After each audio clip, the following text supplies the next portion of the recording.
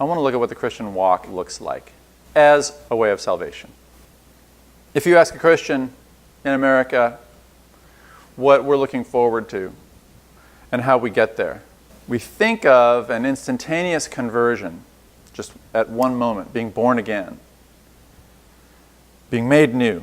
And that yields instant, full, durable benefits, right? It yields instant benefits that are conferred at death by entrance into heaven. Heaven is a place where we enjoy perfect communion with God in God's presence. Students sometimes confess, that sounds kind of boring after a while. And it yields a question like, well, what are we doing now? What is life for in between now and death? In between now and inheriting heaven? Well, we need to spread the word, and we need to worship, and we need to live a certain way, but why do we need to live that certain way? What's all that for? All the things that Christians do as the church have a place, but that place isn't super clear when all we're doing is waiting to go to heaven. That Christian picture is an adaptation from pretty slender biblical warrants of a Platonistic worldview we inherited because our culture is Western and owes a lot from the Greco-Roman world. Plato conceived of really the story of everything as an emanation from the one true, real, perfect spiritual thing to creaturely existence, and then a need to reascend back to that original state. Now, this kind of situation led N.T. Wright to write a really helpful book called After We Believe, subtitled Why Christian Character Matters. Wright wants to answer questions that arise when people think in this framework, like, what do I do now? What do I do between now and when I die? Why are Christian stories so interesting? Why are your walk and my walk interesting? If really it all happened at that one moment, and if really what we're looking forward to is this moment of reuniting with God and God's presence, why is the day-to-day back and forth of Christian life so compelling? Well, because this life is significant. Wright says, now I spoil the ending, after we believe, Christians live in new ways of life, increasingly new ways of life, that anticipate new creation. God's purpose for creation is new creation. Genesis is a book of beginnings. It's not about a perfect Eden where everything is accomplished and done and nothing needs to be added or developed. And then we fall out of that perfect state and then we have to get back into that perfect state. We're meant to be God's developers. What do? We decide to take things in a different direction, which we call the fall. That's the red arrow in this. We decide, nah, we're going to live according to our own purposes. We send creation into the wrong direction. God needs to rescue us from our sin. But the original task, which is in a green arrow, still needs to happen. If you look ahead to the end of the book of Revelation, it's not Eden, it's New Jerusalem. Now, the tree of life is there, but it's something new. The old needs to be made new. Jesus has risen, the first fruits, and he's given the gifts of that new creation to us, not just to point to, but to take on, to share and to live in as we point forward to that consummation that's on its way. The Bible is full of material concerned with Christians' imaginative lives, how we imagine, how we think in light of Christ, Christians' moral lives, how we live, just what we do. Makes some Protestants uncomfortable how much material there is on what Christians do and why. And there's a lot of material on our spiritual lives, on our lives in relationship with God. And the way biblical writers cast that material differs from the way later Christian tradition does. And so I'm going to pull some of it together. In the Old Testament, and especially the New Testament, what dominates is an apocalyptic perspective. All right? And apocalyptic is all about old creation and new creation. It's all about the coming of the new, the ending of the old, and the imminent inbreaking of that new creation in the midst of the old. The whole New Testament is apocalyptic in its perspective. All of it. It casts our present life in, for instance, the language of the letter of James, as either sin leading to death, that's one walk, that's one way, the way of death.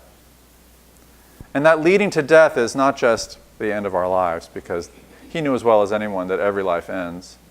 Every organic life ends the way a natural life ends. This is eschatological death.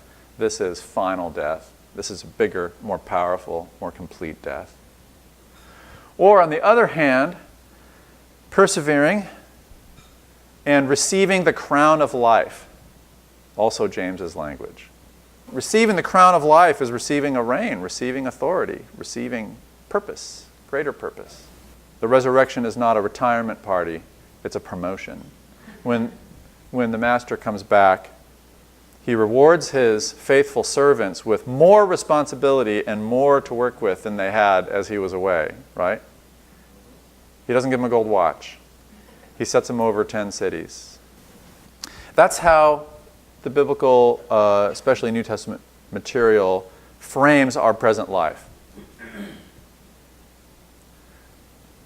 That wasn't, that apocalyptic framework wasn't the framework of the Greco-Roman world. And so when they translated the gospel, they tended to emphasize what resonated most with their own worldview, their own culture.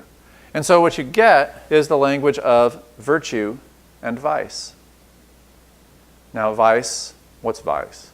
Well, it looks a lot like sin leading to death, right? You might call vice a set of coping strategies with life's challenges that only make things worse. And one vice is enough if the rest of your life is together, but you have one vice, pride. You're a tragic hero, right? All of your talents are only going to ruin other people's lives and lead to, bodies on the stage at the end of the tragedy. Virtue, on the other hand, you could call a set of strategies, traits, personal attributes that cope with life challenges by in ways that make things better, in ways that, avoid ruin and even repair ruin. That's my rendition of Aristotle's language of what it means to be a good person. It's not that vice and virtue language is bad, it's actually very helpful. But it loses the framework in which the center of Christian focus was Jesus' death and resurrection, which were apocalyptic events. There's already plenty of virtue language in the New Testament, because it's not a black and white thing where the New Testament had no Greco-Roman sensibilities at all. Israel, Judaism already had these ways of thinking. They were already multicultural. And so the Bible actually assimilates that language already into its exhortations for how we should behave. Nevertheless, it's in an apocalyptic framework in the New Testament. What happens over the centuries is a kind of intensification of the virtue and vice language, but the apocalyptic framework just fades because I just think people don't understand it. It doesn't make much sense. It's not part of the worldview. Medieval spirituality wants to talk about fellowship with God, right? Eternal mystical union with God, and the condition that we need to be in order to do that. What really takes prominence in the Middle Ages, from the late antiquity all the way, in some ways, to today. What is our walk? Our walk is God's process of bringing us into order, into a personal interior order. This is language I just robbed from an article on spiritual theology. All right? And loving union with God. I think of all three of these as really distinct frameworks. Even though there's room in each one for the others, they really are different frameworks. And In Christian circles, especially in the circles I'm familiar with, I think it's this third one that really dominates among spiritual people, among people who are concerned with Christian walk. Language about God's presence, about union, etc. It just dominates our imaginations. In the Reformed tradition, for instance, which is not known for being overly indebted to Catholic Christianity, what is the chief end of man? To glorify God and enjoy Him forever. Right? That doesn't violate. I mean, that's not incompatible with resurrection and eternal life, but it doesn't really demand that we think that way. So we have at least these three ways. We have plenty more, but we have at least these three ways of thinking about the Christian walk. I'm going to expand upon a little bit this medieval framework, because it gives us actually a really helpful set of categories for what it means to follow Jesus. To follow Jesus and to be disciples and to be saved amounts to a transformation, which is really a set of three kinds of transformation. Three ways. The first one is the purgative way. Purgation is purging. It's getting rid of stuff. Right? Anybody had a garage or a closet purge lately? Feels pretty good. Not while you're doing it, but afterwards. The purgative way is about letting go of whatever we shouldn't have in order to enjoy that union with God and that ordered life. The illuminative way, the way of illumination, is the way by which we receive knowledge and wisdom to appreciate the truth that both God is and the truth of God's creation. All right? Illumination isn't the same thing as purgation. Right? They're distinct. They're distinct transformations. In a worldly sense, you can understand this by thinking of people who know a ton, and they're even, in a way, wise people, in a way, and yet their lives are a mess. And those have something to do with each other, but they're distinguishable enough, right? And the third way of medieval spirituality is the unitive way, the way of union, the way of fellowship. God draws us to Himself.